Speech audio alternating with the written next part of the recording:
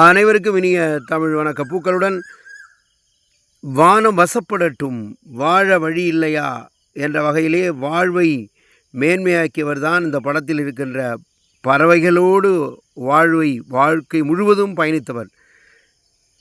அப்படி அவர் பிறக்கும் பொழுதே சொல்லா துயரம், அப்படி சோதனைகளிடையே சாதனைகளாக வாழ்ந்தவர் தான் டாக்டர் சலீம் அலி. பின்காலத்தில் அவருடைய புகழ் உலகெல்லாம் இன்று உணரப்படுகிறது, அறியப்படுகிறது. பாடப்புத்தகங்களிலே +1 ஜுவாலஜியிலும் இருக்குது, கல்லூரியிலும் இருக்குது. ஆய்வறிஞர்கள் அறிந்து கொண்டு தான் இருக்கின்றார்கள்.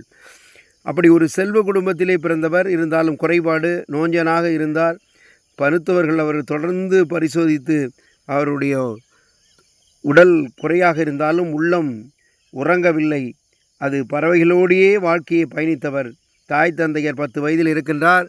மும்பையிலே ஒரு புனித சேவையரில் ஜுவாலஜி நான் அதாங்க படிச்சுட்டு 30 வருடம் ஆசிரியராக இருக்கேன். உயிரியலோடு நான் தொடர்புடையவன். அந்த வகையிலே எனக்கு குருநாதராக இன்றும் அவரை நான் ஏற்றுக்கொள்வதனுடைய காலகட்டம். அப்படியே பிரின்ஸ் ஆஃப் வேல்ஸ் மியூசியத்தில் ஒர்க் பண்ணுறாரு. 1928 ஜெர்மனில் பெர்லின் ஜூவில் ஒர்க் பண்ணுறாரு. இப்படியே அவருடைய பறவைகளுடைய ஆராய்ச்சி தொடங்குறது.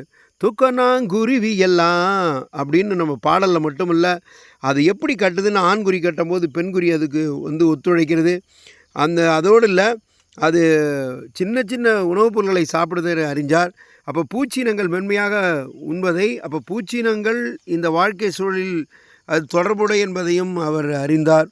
அந்த வகையிலே பறவைகளை உற்று நோக்குவது, அதோடு இல்லாமல் தேன் சிட்டு பூஞ்சிட்டு இது எல்லாமே மகரந்தங்களுக்கு முக்கியமாக இருக்கிறது. இந்த உலக செய்தி நாடு முழுவதும் இவருடைய ஒளி பரவுகிறது. குஜராத்திலே கட்சியிலே நாரைகளுடைய பற்றி ஆராய்ச்சி செய்கிறார். சீனா, பாகிஸ்தான் அந்த பகுதியிலே பறவைகளை தேடி அங்கேயும் ஆய்வு மேற்கொண்டார். அவர் எப்படி கண்டுபிடிக்கிறார்னா, ஒரு தோட்டத்தில் கண்ணாடியை வச்சுருக்காரு. அந்த கண்ணாடியில் முகம் தெரிகிறது.